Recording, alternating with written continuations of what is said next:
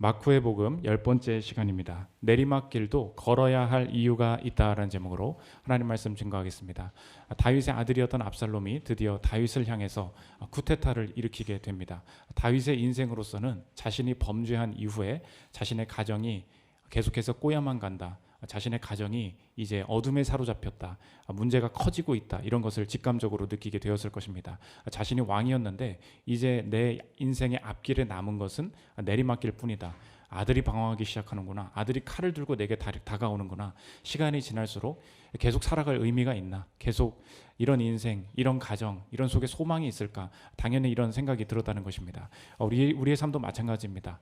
어느 순간에 내가 했던 선택들이 있습니다. 내 살아온 지난 날이 어떤 결과를 만들어갈지 어느 정도 이렇게 보일 때가 있습니다. 그때 느끼게 되는 게 무엇입니까? 더 살아봐야 의미가 있나? 계속 갈수록 그냥 고생할 뿐 아닌가? 간신히 이 빚 갚아가면서 간신히 이 돈 벌어가면서 유지하다가 그냥 그 삶을 그렇게 살아갈 거라면 더 살아갈 의미가 있는가, 이런 생각을 가질 수밖에 없다는 것입니다.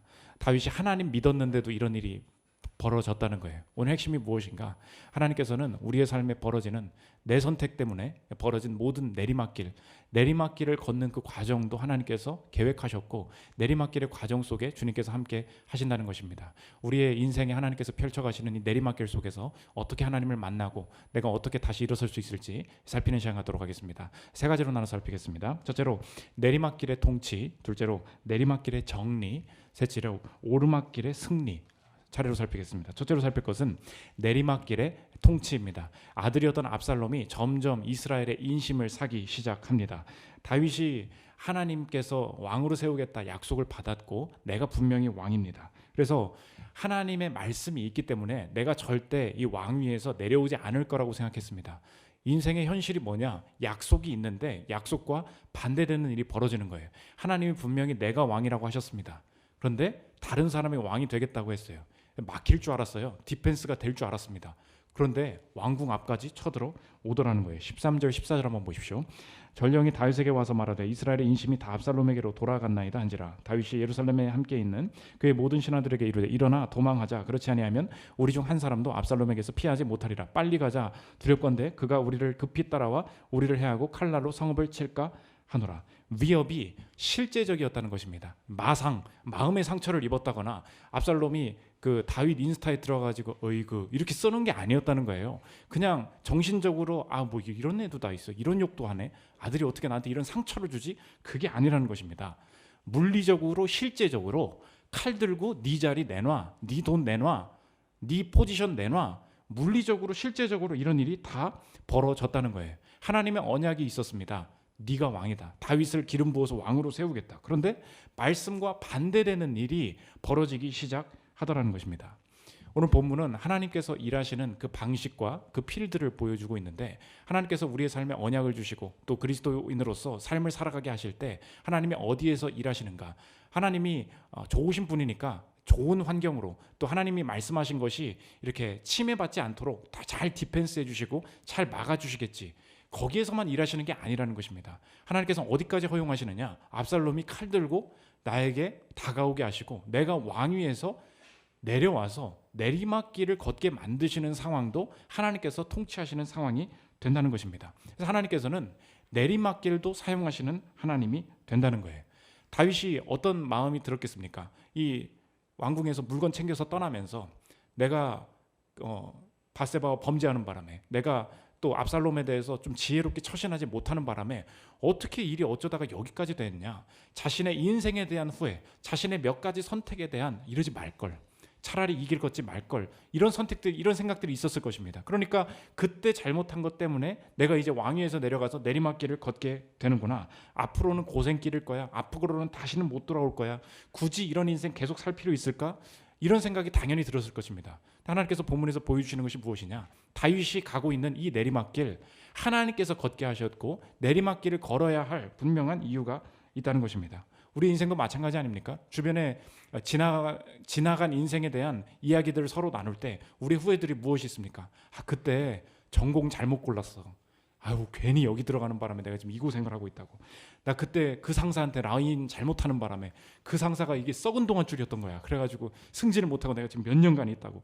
이 부서가 아닌가 봐, 이 여자가 아닌가 봐, 뭐 이런 생각이 들 때가 있지 않습니까? 다윗이 마찬가지예요. 그런데 그런 후회가 들 때마다 오늘 본문을 통해서 하나님께서 주시는 메시지가 무엇인가? 오늘 제목과 같다는 것입니다. 내리막길을 걸어야 할 이유가 있다는 거예요. 하나님께서 너는 이제 남은 인생엔 불행이다, 그렇지 않고 이 내리막길 자체가 하나님의 디자인이고 하나님께서 이끄시는 일이 분명히 있다는 것입니다.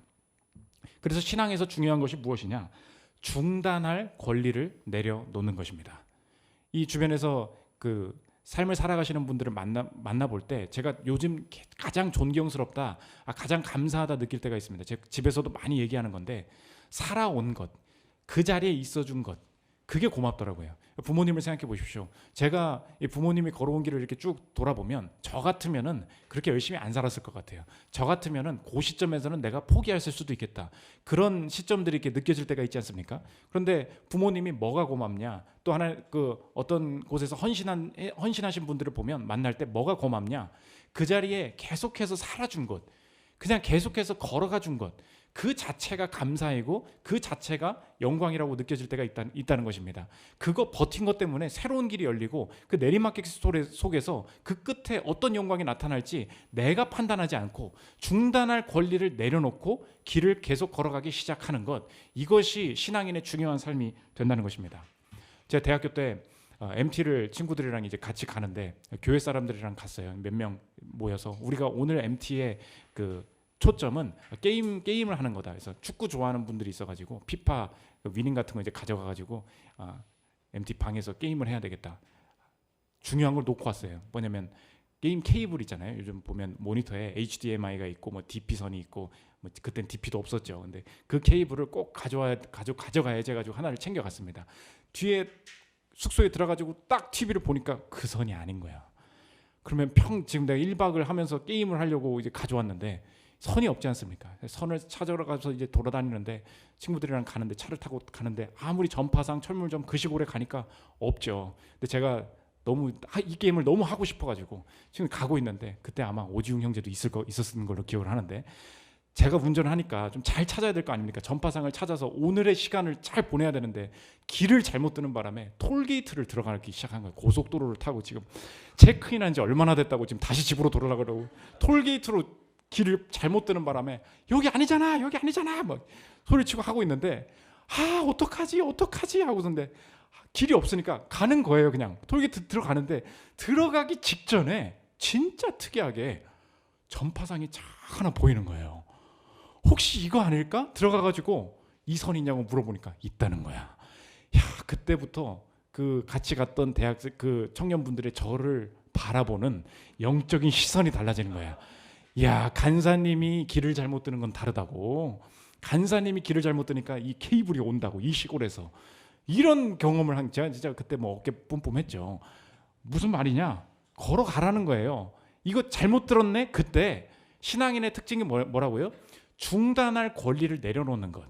이게 신앙인의 중요한 믿음이 된다는 것입니다. 건강을 위해서 기도했지만 질병이 계속될 수 있습니다. 자녀를 위해 기도했지만 자녀가 변하지 않을 수 있습니다. 만남이나 재정적인 상황의 변화나 여러 가지 부분들을 놓고 정말로 진심으로 기도 많이 했습니다. 안 될 수 있다는 거예요. 그러면 어떡하냐? 지난날의 내 결정 후회하지 말고 하나님께서는 지금 내리막길 걷게 하시나 보다, 그렇게 하고 걸어가면 된다는 것입니다. 실제적으로 그래서 우리가 내리막길을 걸을 때 꼭 기억해야 될 게 무엇이냐?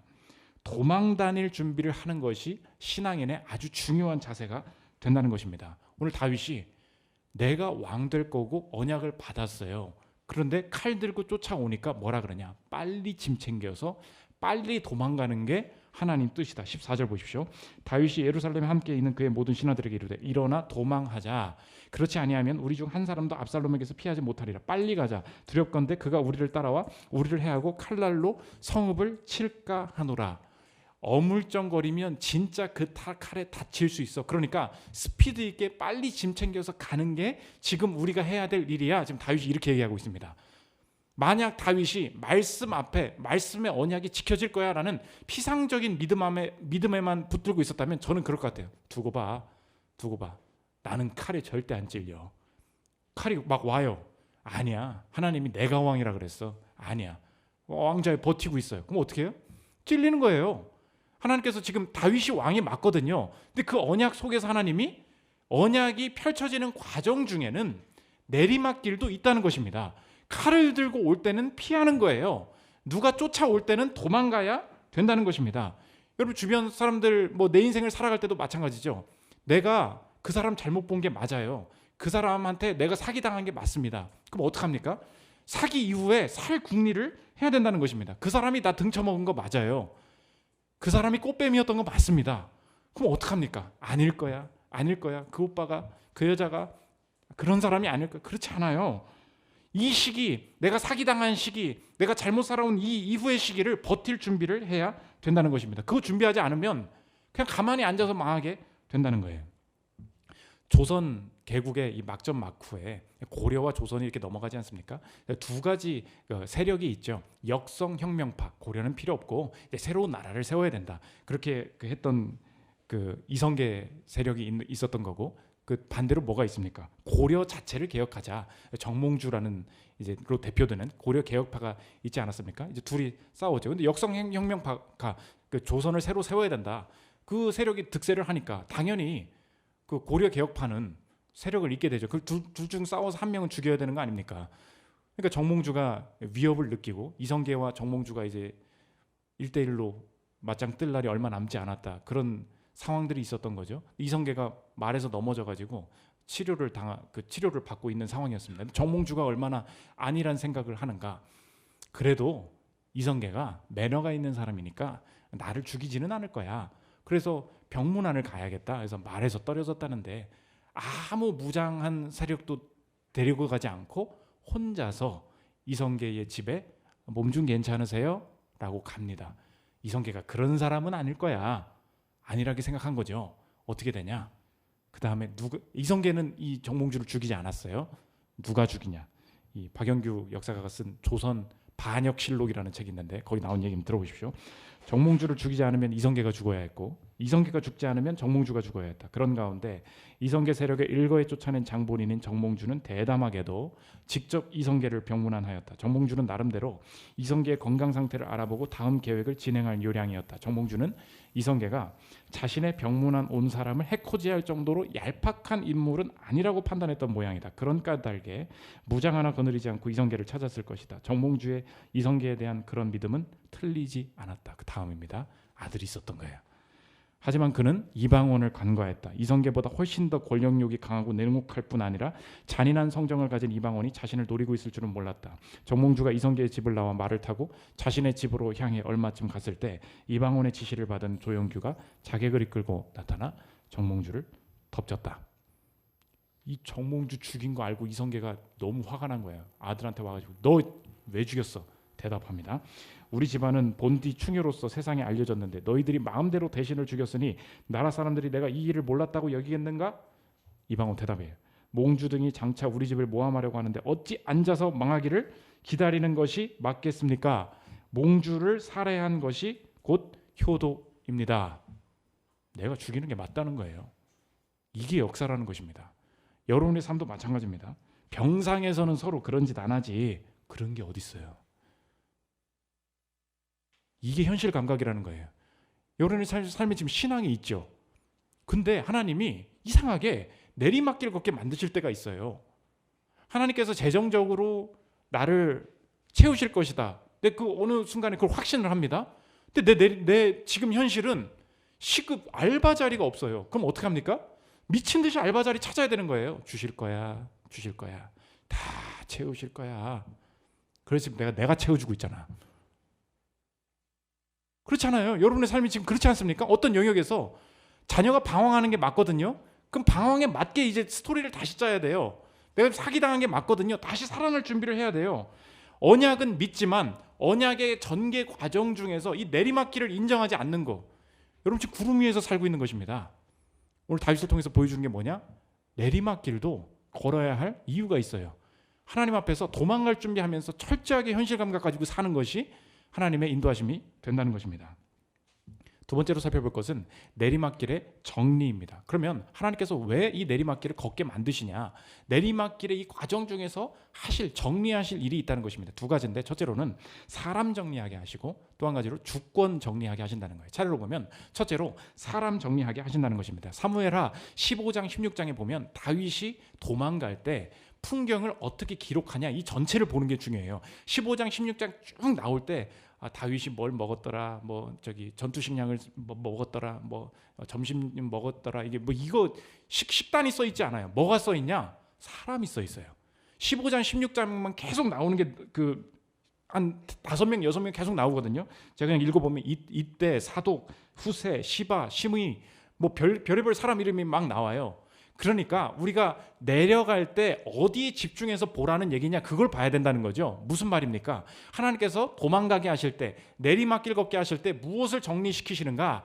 사람 정리시키신다는 것입니다. 내가 사람을 판단하고 이 사람이 친한 사람이야, 이 사람이 나한테 잘해줄 거야, 이 사람은 진짜 하나님의 사람이야, 이런 거 많이 느끼면서 우리 모든 일이 어떻게 벌어져요? 사람 때문에 일이 다 잘 되잖아요. 망하기도 하고. 근데 내가 생각했던 그 사람이 하나님이 주신 사람이 아니고 하나님의 뜻을 떠나서 내가 사람 믿으면서 일 펼치고 있구나, 이거 철저하게 깨게 만드신다는 것입니다. 처음에 나왔던 사람이 이때인데, 예를 들어보면 이때가 어느 출신인지를 성경이 일부러 기록하고 있어요. 다윗이 이스라엘 백성이잖아요. 지금 쿠데타 일어나니까 내 사람들, 나를 진짜 도와줄 사람들이 중요하지 않습니까? 그런데 성경에서 지금 이때가 어느 사람이다, 이스라엘 사람이 아니다, 그 얘기를 꼭 해줘요. 18절 19절 보십시오. 그의 모든 신하들이 그의 곁으로 지나가고 모든 그렛 사람과 모든 블렛 사람과 및 왕을 따라 가드에서 온 모든 가드 사람 600명이 왕 앞으로 행진하니라. 그때에 봐요, 왕이 가드 사람 이때에게 이르되 어찌하여 너도 우리와 함께 가느냐? 너는 쫓겨난 나그네이니 돌아가서 왕과 함께 내 곳에 있으라. 이때가 누구래요? 이스라엘 백성이 아닙니다. 지금 그 얘기를 일부러 하고 있는 거예요. 근데 이때가 끝까지 충성스럽게 다윗을 도와주는 사람이 됩니다. 무슨 말이에요? 다윗은 인의 장막에 가려져 있었습니다. 다윗은 사람을 판단하는 자기의가 있었어요. 우리도 마찬가지입니다. 내가 어느 정도 인생을 살다 보면요, 이런 사람들이 믿을 사람들이야, 나의 기준이 있어요. 아이고, 저 출신 저런 사람들은 안 돼.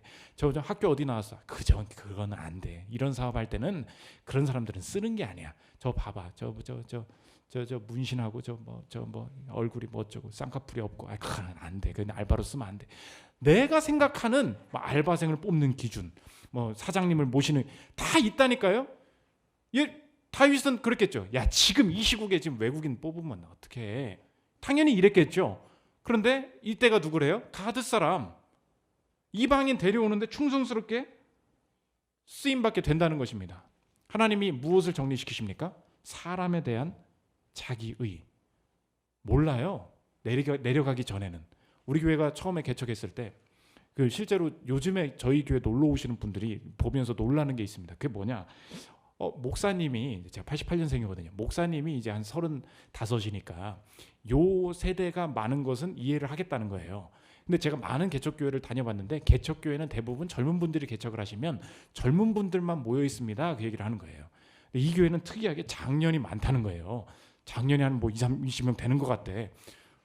근데 왜 이렇게 됐을까요? 제가 이제 개척 비밀이라고 얘기를 했죠. 많은 분들이 개척 처음에 할 때 엄마 아빠는 다른 교회 보내라, 그 말을 제가 많이 들었다고. 그래서 우리 교회 서동수 이거래건 사님, 그냥 제발 딴 데 가서 예배 드리시고, 부모가 내 설교를 듣고 있고 부모가 어디 하면은 간섭할 수도 있고 뭔가 이렇게 눈치 보이기도 하고 그게 마음대로 안 된다고. 또 저는 반대로 생각했어요. 내가 장년을 어떻게 전도하냐? 내가 어디 어르신한테 가가지고 교회 좀 오세요, 오겠어요? 우리나라는 나이에 대한 그런 게 있잖아요. 근데 나 혼자 모든 세대를 상대하는 것이 쉽지 않을 것이다. 누군가의 도움을 받아야 된다 그랬어요. 그래서 개척교회가 1명 2명이 다 중요하지. 다 오세요. 무조건 다 오세요. 근데 온 가족 다 앉혀놓고 시작을 했거든요.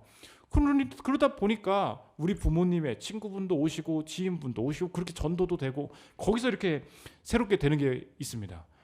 여기 본인 스스로를 MZ세대로 정의하시는 분들 잘 들어요.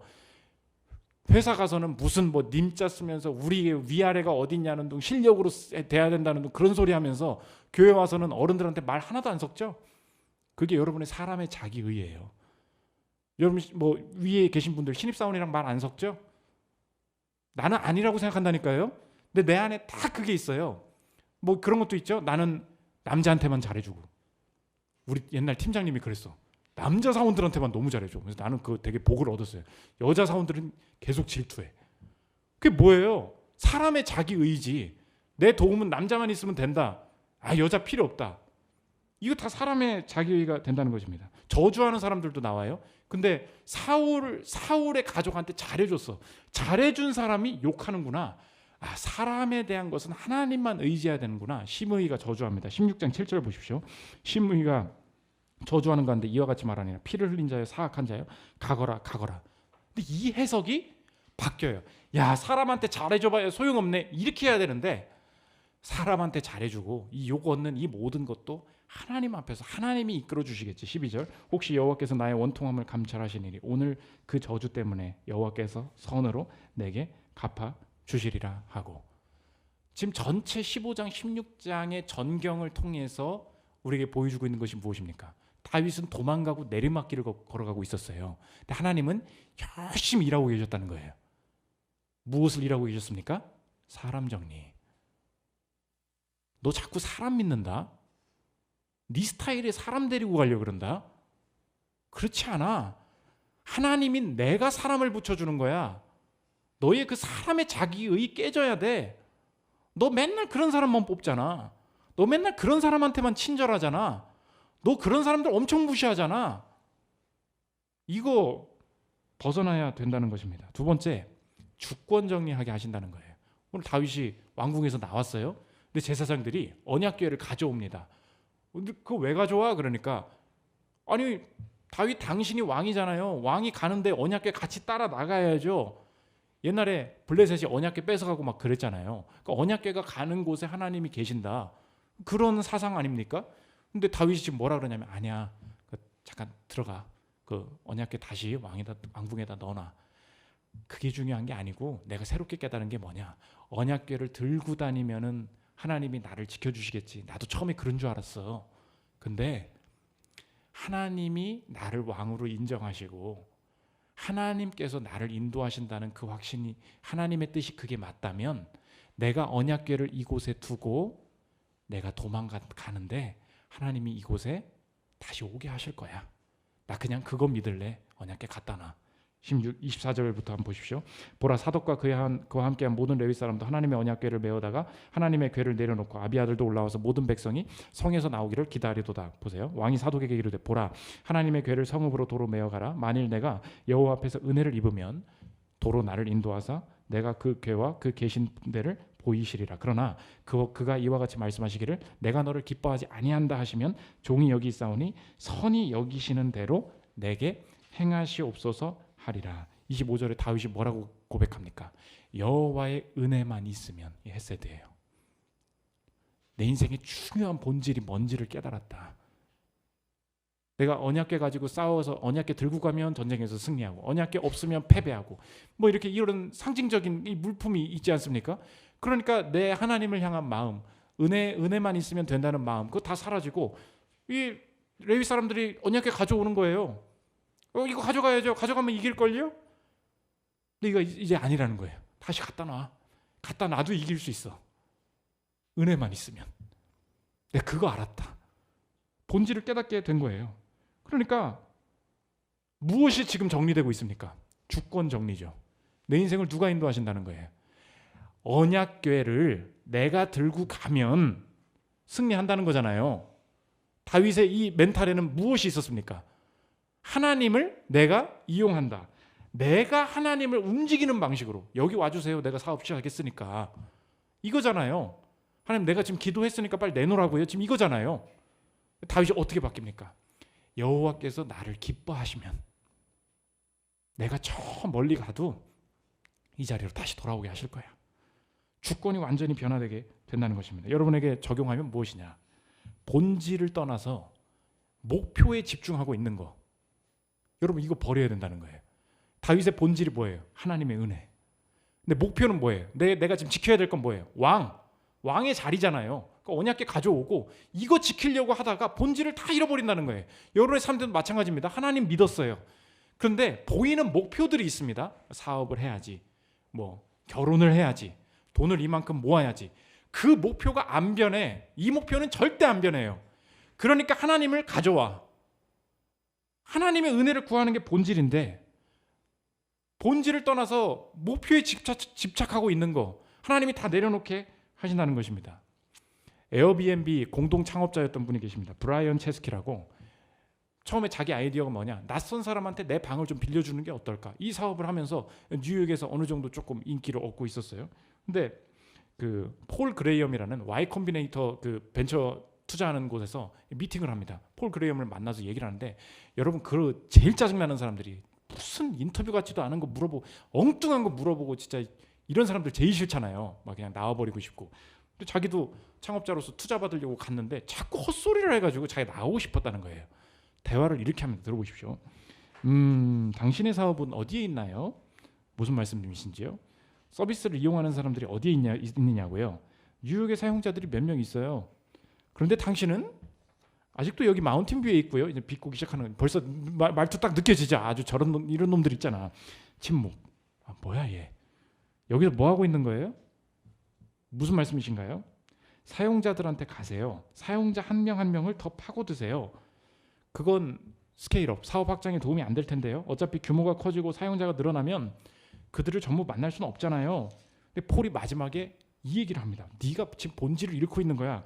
그래서 바로 지금 그 일을 해야 합니다. 앞으로 규모가 더 커지면 모든 고객을 만나 그들을 이해하고 그들의 삶을 실제로 좋아지게 할 서비스를 만들 기회는 다시 어려울 겁니다. 이게 무슨 말이냐? 그 뒤에 해설이에요. 들어보십시오. 폴이 말하고자 한 요점은 브라이언의 핵심 사용자들이 좋아할 서비스를 만들려면 그들을 직접 만나 대화를 나누어야 한다는 것이었다. 브라이언은 사용자들의 이야기를 경청함으로써 그들의 니즈가 무엇이고 그들을 어떻게 충족시킬지 고민해야 했다. 핵심은 그 일을 할 최적기는 사업 초창기라는 것이다. 정확하게 꿰뚫어 본 거예요. 보니까 에어비앤비 될 것 같은 거야. 근데 네가 지금 뭐 하고 있냐? 스케일업. 너 엄청 확장하고 싶어 하는구나. 지금 해야 될 게 뭔지 알아? 고객 더 만나는 거야. 이 얘기였던 거예요. 근데 이 스케일, 이게 마스터스 오브 스케일이라는 책에 나오는 얘기인데, 사업 확장을 어떻게 할 거냐, 그 책 그 얘기만 막 담고 있어요. 핵심이 뭐냐? 계속 넓어지고 싶어 하고만 있는데 그러다가 사업 망한다는 거예요. 본질이 뭐냐? 너 잃어버리고 있잖아. 사용자 니즈를 지금 알지 않으면 이 사업 안 돼. 그 얘기를 하고 있다는 것입니다. 여러분의 삶도 마찬가지예요. 언약궤만 있으면 되겠지. 목사님이 기도해 줬으니까 되겠지. 11조 했으니까 되겠지. 그렇지 않아요. 여러분의 삶에 지금 내리막길에서 하나님께서 정말로 바꾸고자 하시는 게 뭔지 아십니까? 주권 정리. 너 결국 그 목표를 안 내려놓고 있잖아. 그 얘기예요. 하나님, 내 마음대로 지금 내 때에 결혼이 되지 않아도 이 과정 중에 하나님께서 이끄실 만남이 있으리라 믿고 이 삶도 기쁨으로 살기를 원합니다. 내가 원하는 연봉을 지금 받지 못해도 하나님, 이 과정 속에서 원하시는 것이 무엇일까요? 이걸 묻지를 않잖아요. 언제 해줄 건지 기도만 하고 있지. 그게 뭐냐? 주권이 아직 안 돌아왔다는 거예요. 하나님이 나를 기쁘게 여기시면 내가 다시 돌아오게 될 거야. 이 마음을 정리하셨다는 것입니다. 마지막 세 번째, 오르막길의 승리입니다. 오늘 다윗이 내려왔잖아요. 특이한 단어를 쓰는데, 왕위에서 내려오는데 다윗이 올라가고 있다. 어디로 올라가냐? 감람산으로 올라가고 있다. 울면서 올라가고 있다. 30절 31절 보십시오. 다윗이 감람산 길로 올라갈 때에 그의 머리를 그가 가리고 맨발로 울며 가고 그와 함께 가는 모든 백성들도 각각 자기의 머리를 가리고 울며 올라가니라. 울면서 기도합니다. 이 압살롬의 반역이 틀어지게 해주십시오. 어떤 사람이 다윗에게 알리되 압살롬과 함께 모반한 자들 가운데 아히도벨이 있나이다 하니 다윗이 이르되 여호와여 원하옵건대 아히도벨의 모략을 어리석게 하옵소서 하니라. 왕위에서 내려왔는데 지금 30절에서 뭐라 그러냐? 감람산 길로 올라가고 있다. 울면서 올라가고 있다. 이걸 계속 말해요. 청교도 시를 한번 소개했죠. 내려가는 길이 올라가는 길이다. 내려가는 길이 올라가는 길이다. 우리 감람산 길에서 울면서 올라가면서 하나님 도와주세요 라는 기도의 한 문장을 남깁니다. 근데 우리 이거 어디서 많이 봤던 거예요. 감람산이 어디입니까? 감람산의 입구가 겟세마네예요. 예루살렘 성에서 나와서 감람산으로 올라가셨던, 십자가로 내려가고 있는 것 같은데, 내 인생이 내리막길을 걷고 있는 것 같은데, 내리막의 순간에 겟세마네 동산으로 올라가셨던 그분이 계셨다는 거예요. 마가복음 14장 32절부터 한번 보십시오.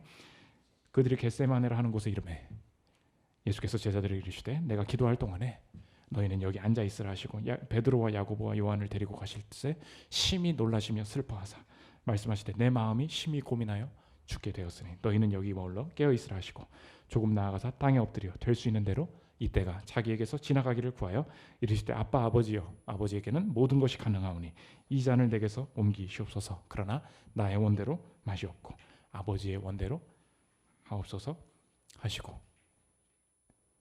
내리막길에 하신 일이 무엇입니까? 내려가는 길은 올라가는 길이다.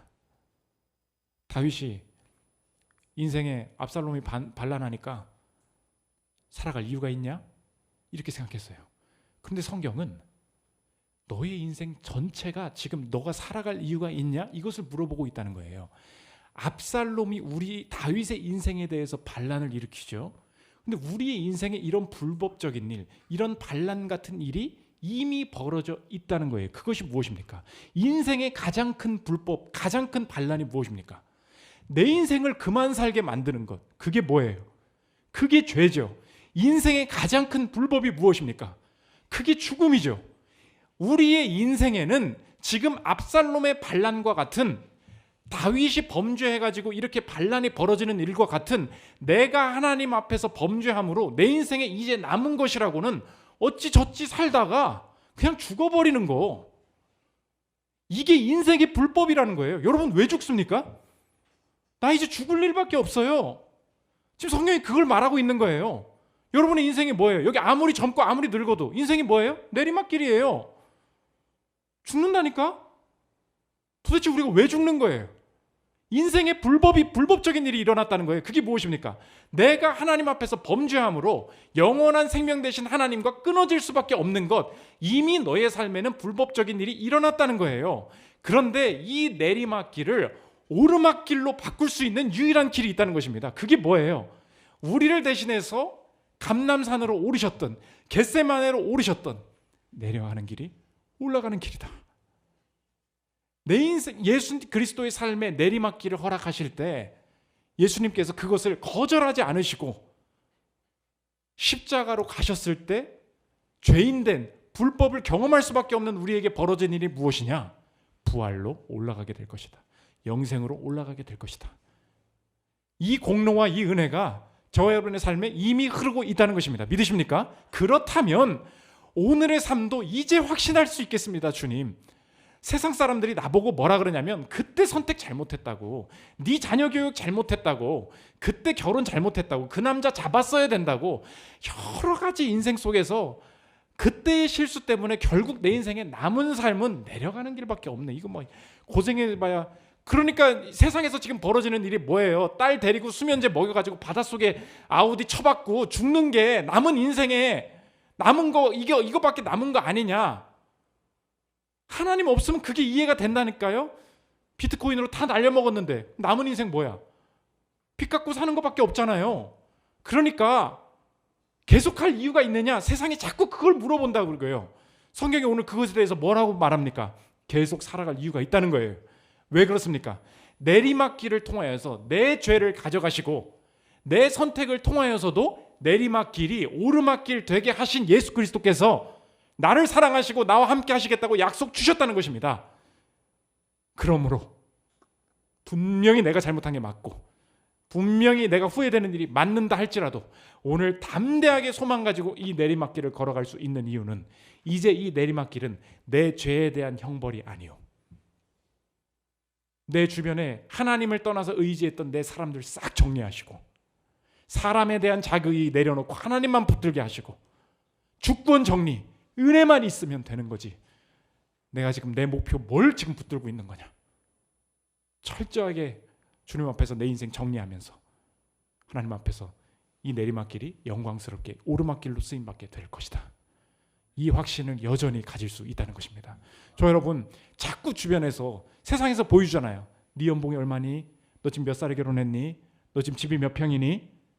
내 지금 수준 가지고 자꾸 정죄감이 들게 만들면서 앞으로 인생 살아봐야 소용없다라고 말하는 이 거짓말에 절대 속지 않고 내려가는 길이 올라가는 길이다. 나의 겟세마네 동산에서 울면서 하나님 앞에 기도함으로 나의 인생의 역전을 경험하는 여러분들 되시기를 기도합니다. 여호와께 돌아가자 찬양하고 기도하는 시간 갖도록 하겠습니다.